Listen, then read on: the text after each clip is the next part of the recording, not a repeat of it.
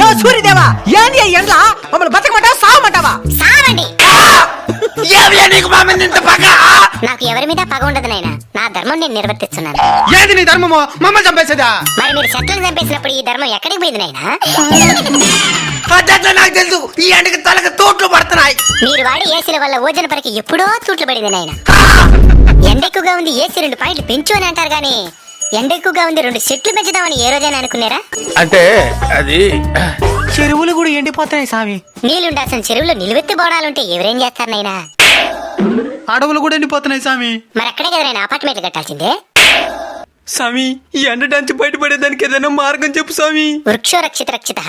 చెట్లను మీరు కాపాడితే అవి మిమ్మల్ని కాపాడతాయి. తప్పకుండా నాటి కాపాడుతాం స్వామి. స్వామి, ఇంక మిఠాని ఈ ఎండలు తగ్గినా? In front there is crocodile festival. అంటే ముందుంది ముసళ్ళ పండగ అని.